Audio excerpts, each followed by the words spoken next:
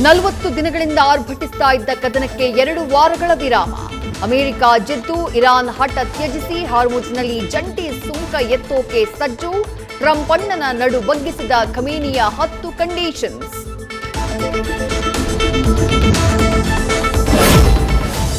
ದಾಳಿ ನಿಲ್ಲಿಸಿ ಟ್ರಿಗರ್ ಮೇಲೆ ಕಾಯೆ ಮುಸ್ತಫಾ ಸಂದೇಶ. ಅಲ್ಲಿಗೆ ಮಾತ್ರ ಸೀಮಿತ. ಲೆಬನಾನ್ಗೆ ನೇತನ್ಯಾಹು ಅಪಸ್ವರ. ಚೀನಾದ ತೆರೆಮರೆ ಆಟ. ಜಾಗತಿಕವಾಗಿ ಬಿಲ್ಡಪ್ ಪಡೆದ ಪಾಕ್ನ ಮಧ್ಯಸ್ಥಿಕೆ.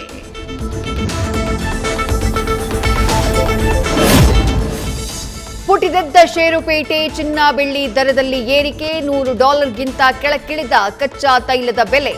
ಬೆಂಗಳೂರಲ್ಲಿ ಗ್ಯಾಸ್ ಸಿಗದೆ ಚಾಲಕರ ಪರದಾಟ ಮುಂದುವರಿಕೆ.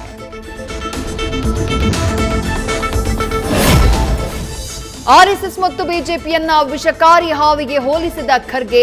ನಮಾಜ್ ಬಿಟ್ಟು ಕೊಲ್ಲಿ ಅಂತ ಎಲೆಕ್ಷನ್ ಪ್ರಚಾರದಲ್ಲಿ ಪ್ರಚೋದನೆ. ಕೇಸರಿ ಪಡೆಯ ಕೆಂಗಣ್ಣಿಗೆ ಗುರಿಯಾದ ಹೇಳಿಕೆ. ನಾಳೆ ದಾವಣಗೆರೆ ದಕ್ಷಿಣ ಬಾಗಲಕೋಟೆ ಬೈ ಎಲೆಕ್ಷನ್ಗೆ ಮತದಾನ. ಪಾರದರ್ಶಕ ನ್ಯಾಯಸಮ್ಮತ ವೋಟಿಂಗ್ಗೆ ಆಯೋಗ ಸಿದ್ಧತೆ. ಗ್ಯಾರಂಟಿ ಹಣ ಬಿಡುಗಡೆ ಮಾಡಿದ್ದಕ್ಕೆ ಕೇಂದ್ರ ಚುನಾವಣಾ ಆಯೋಗ ನೋಟಿಸ್.